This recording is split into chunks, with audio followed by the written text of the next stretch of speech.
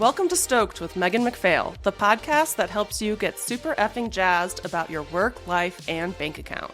I'm your host, Megan McPhail, a former burnt-out emergency veterinarian that quit my hard-earned career to become a seven-figure business coach, entrepreneur, and elopement photographer. Now I'm living a life I absolutely love, full of travel, adventure, and financial abundance, and I am hell-bent on inspiring others to do the same. Are you ready to say goodbye to the 9-to-5 grind and start going after some big, bold dreams? Then let's dive into this week's episode. Hey, it's your host, Megan McPhail. And your co-host, Todd Reedy. Today's episode is all about discouragement and what to do when you're an entrepreneur and you are feeling discouraged with your business or a launch or how your business is doing or it's not performing the way that you want it to, and how to recognize that you're in what I call a discouragement loop and how to break yourself out of it. I see this all the time with myself, with my coaching students and coaching clients, with my colleagues, where something doesn't work out the way that we want it to or in the timeline that we want it to, and we feel very discouraged. And we can get stuck in a loop of discouragement, which is basically where during your entrepreneurial journey, you put in a ton of work towards a goal, and it requires, a considerable amount of effort and time and resources, and you're working hard, and you have these certain expectations of what is going to come from that. And normally, our expectations don't align with reality, and we think that our hard work is going to yield immediate or rapid results or bigger results. We see lots of people that seem like they're an overnight success, and we kind of think like, oh, I'm putting forth all this effort. I want to see quick success. And when that doesn't happen, or, you see a little bit of success or not as much, or things are just taking a lot longer than you expected, it's really easy to become discouraged.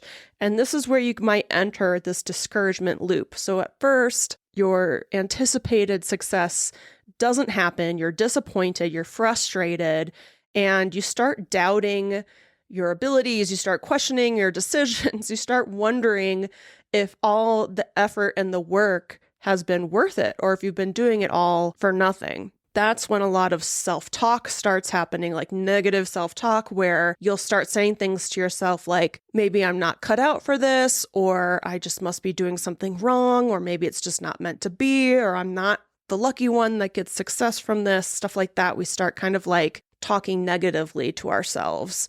And this in turn reduces our motivation and our enthusiasm. And so we don't end up working as hard anymore. Our actions start to decrease. We get less focused, we get less committed, and we just stop taking the actions required to see the success that we are wanting.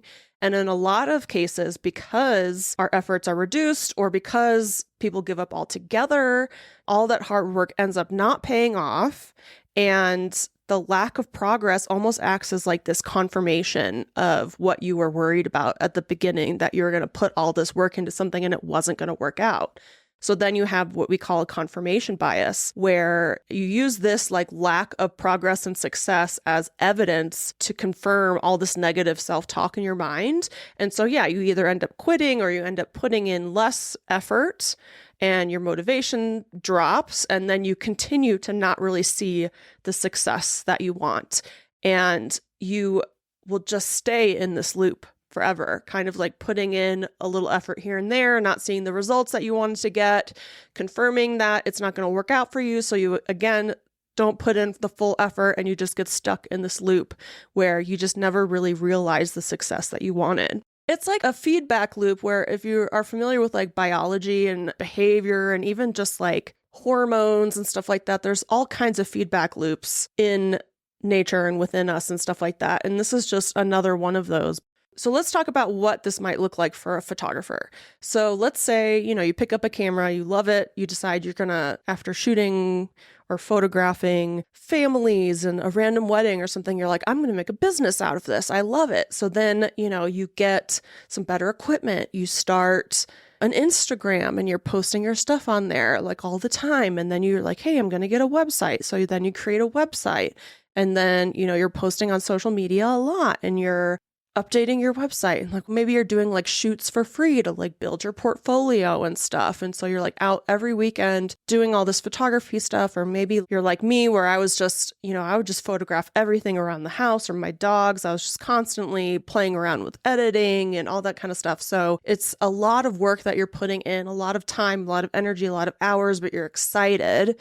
And you're like, oh yeah, anytime now, if somebody's going to book me for like a big wedding or something, I'm going to start really making the big bucks. And that just never happens. Or somebody wants you to shoot a wedding for free, or you tell somebody you'll do a family shoot for $300 and they say they only have 50. And like, you get all these disappointments happening.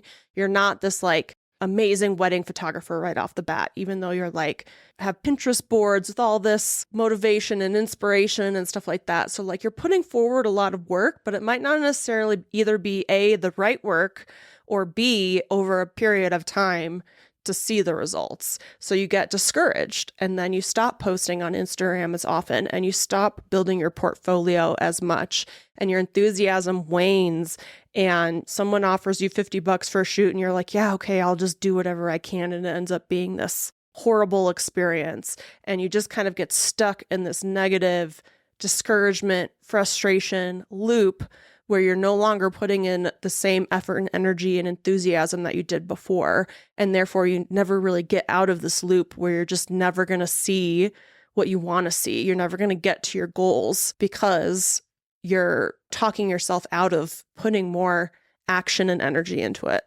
Yeah. And so as you're saying that, it's kind of timely that we're doing this episode today. So now we're a couple weeks into the new year, and surely everyone made like big resolutions and like, oh, I'm going to get fit. I'm going to go to the gym. I'm going to eat healthy, all these things.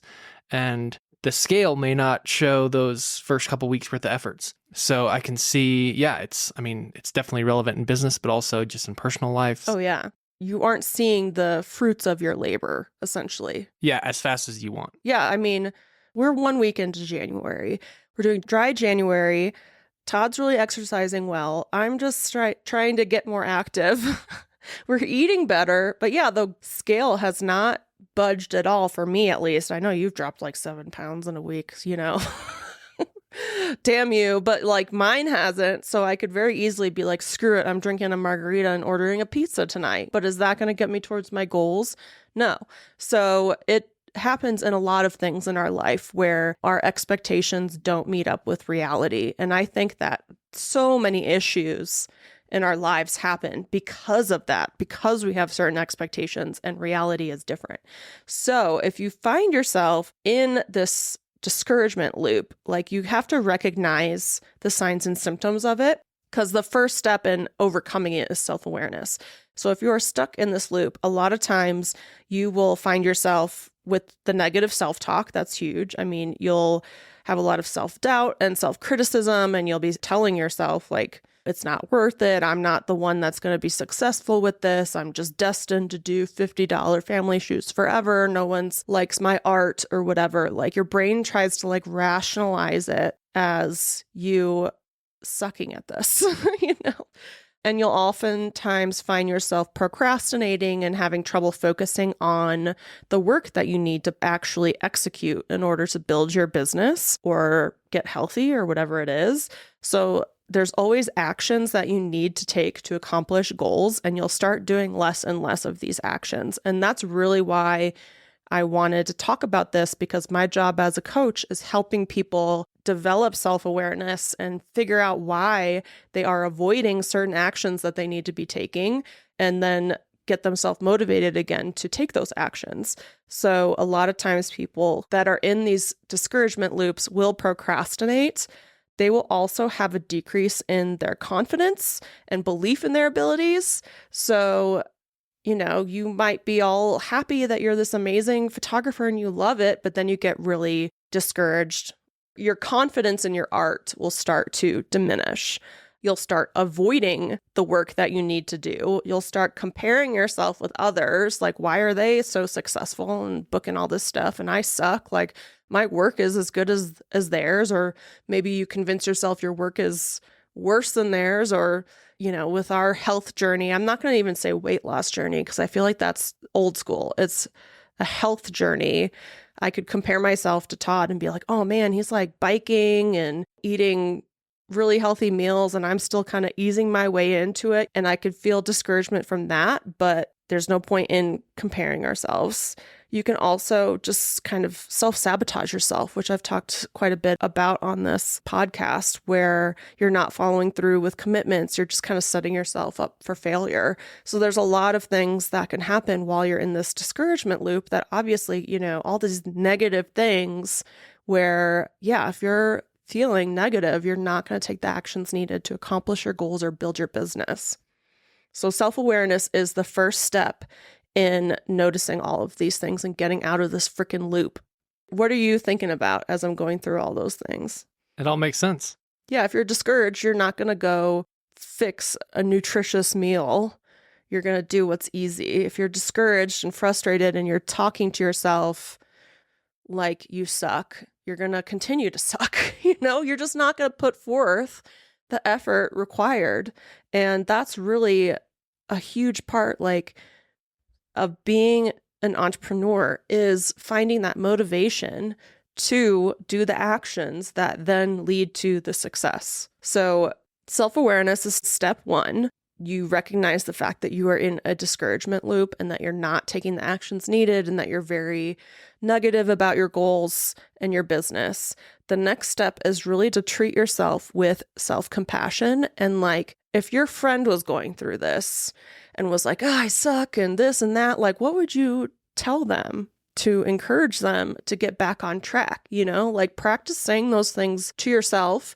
And one of the reasons I swear I've found success in business is because I got so good at doing that as a veterinarian, kind of switching my brain from a negative to a positive, because you have to as a vet. You're going from one room where you euthanized an animal and you're crying with the owners to a first puppy shots appointment or something, you got to be able to switch your mind over to positive and kind of talk yourself out of all this negativity that you see all the time. And that's really what you have to do as an entrepreneur, anybody kind of going after goals. You have to practice this self-compassion and kind of talk to yourself the way you would talk to a best friend and continue reaffirming yourself. You also need to check your expectations. Is your timeline crazy? You can't just post on Instagram and expect to make $1 million. You have to have realistic expectations. So were your expectations unrealistic and now you've learned what to expect that's more aligned with reality? That's a big learning experience, So reevaluating those expectations and setting more realistic goals, and also realizing that even when you're not hitting your goals and not seeing the success that you want, there's still things going on underneath the surface that are going to help you. Kind of like a giant skyscraper building where they're building this whole foundation for it. And so they're doing all this work for months and months or years, but even the first floor isn't built yet, So it's one of those things where you have to realize that anything that you do is going to require that foundation to be built first. And so you don't see all the stuff happening on the surface and you don't reap the rewards yet, but you can't bypass that step. So really setting more realistic expectations of what's going on, and also focusing and celebrating small wins. We are so mean to ourselves. We do not celebrate wins unless it's something monetary or something that outsiders can validate for us. Whereas there's so many things that we achieve on a daily basis that we should be celebrating that might be little, but they're still meaningful. And learning to celebrate those things, I think, is really important. Remember, it wasn't really last year, but the year before, where we were popping champagne all the time. Yeah. We need to get back to that. We didn't really do that this past year. And I'm trying to think, we had a lot of wins, but we didn't take the time to celebrate them. So it just goes by in a blur. Yeah, it's just on to the next thing, right? Mm-hmm. And then also learning from your setbacks is really important as well. I never want to see anything as a failure. If your expectations and reality are different, that's just a really great way to learn like why that is. Is it because you're thinking of something differently? Do you need to change your approach? Do you need to take different actions than what you're taking? Like there's just so many ways to analyze that situation. It's all data that you've collected. So not achieving a goal is just as important as achieving the goal because it will teach you what doesn't work. You know, if I eat pizza every day while having this goal of getting healthy, if I'm drinking 8 beers a night and I have this goal of getting healthy and I don't get healthy, it's probably the beers and the pizza. Like I had not setbacks, but just things I thought would happen last year that didn't end up manifesting. And it's because like when I look back and try to figure out why, it's the strategies, it's the numbers, like there's just so many things that I learned from that. And with that, like the reflection is super important. And sometimes that gets kind of washed away. Yeah. Right. Because whether it's a win or a loss, like I think probably your emotions may like kind of get the best of you. And like instead of, you have a big win, do you celebrate it? And then do you kind of reflect on it to be like, okay, this worked well because XYZ. Yeah. Or vice versa. Like if it's a failure or like something that didn't work out as well as you'd hoped, you may have your little pity party, but then do you reflect and then kind of ask yourself, what went well or what didn't go well and what can I learn from it? So I think employing and like recording like lessons learned is super important. It was like a big thing that I used to do like across kind of the engineering career was like lessons learned and we document it. And I don't think we do that enough in our personal lives or like at least me and like my entrepreneurial journey. Because it's like on to the next thing, but we could reflect. Yeah. Reflection. It's so important.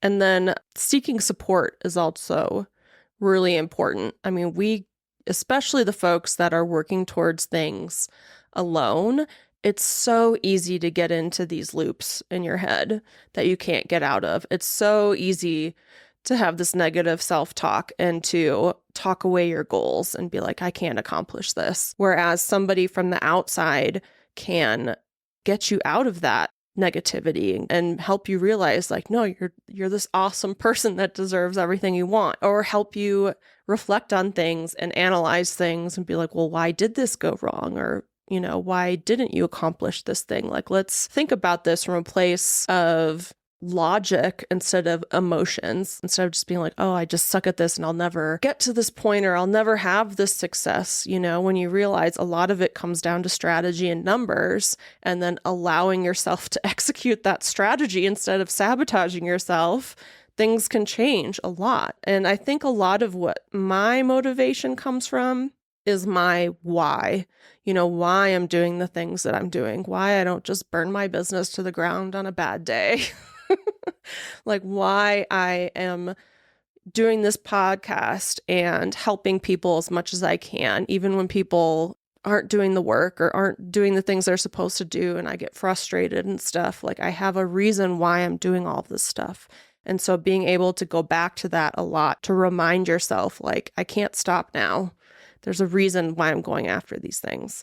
So it really involves breaking your negative mindset to get out of it and creating a reason and a way to start taking all those actions again to reignite that enthusiasm that you had that might have gone away. So if you were stuck in a discouragement loop, what would you do to get out of it?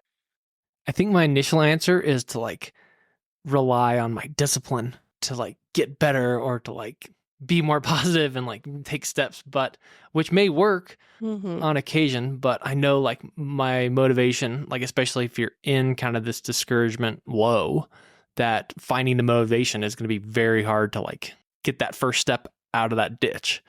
So probably I'd talk to you about it. Yeah, because sometimes just like voicing your struggles to somebody else and then, getting some outside perspective, I think can be huge. Yeah. And I think you do a good job for me in that regard and kind of maybe vice versa too. Because when you're like in the thick of it, it's kind of hard to like get a zoomed out picture because you're so deep in the weeds. So having someone else to like provide kind of a bigger picture perspective, I think is a great way to kind of kickstart getting out of that loop. Yeah, I think that the most important thing is friends, family, mentors, coaches, whoever it is, a colleague, somebody who understands what you're going through and that you feel comfortable talking to. I really feel like that's the most important thing to get yourself out of it. If you can't do it on your own, I feel like a lot of people aren't able to do it on their own. And I think that it's really important for people to have some kind of support network in times like this. And I think that's why it's so important when you're building your business not to just be alone when you do it. I built my business all alone, aside from Facebook groups and stuff, which sometimes were toxic, but I also had built up that muscle in my brain that allowed me to switch from negative to positive and keep going and not let myself stop. And my motivation was also because I never wanted to go back to veterinary medicine, so I had to make this work. And I saw other people making photography work, so I knew it was possible and that I could be one of those people. So I think for a lot of people who haven't necessarily flexed those brain muscles, and anatomically there's no muscles in your brain, but hopefully you understand what I'm saying. For the people who aren't used to being able to kind of like switch their mindset easily, then that's when I think having a support network is really important. And stay patient throughout these goals and stay consistent and focus on the process more than the end result, and find joy in the process, even if you have to like make it that way by going to like a coffee shop or a brewery or hanging out with friends while you work and take the actions. Those are all important things. Yeah, success does not come overnight. It often comes slower than we imagined. And again, this is all about either shifting and doing the right actions, because sometimes people take a lot of actions that aren't the right actions to achieve their goals or to build their business, and they get discouraged from that.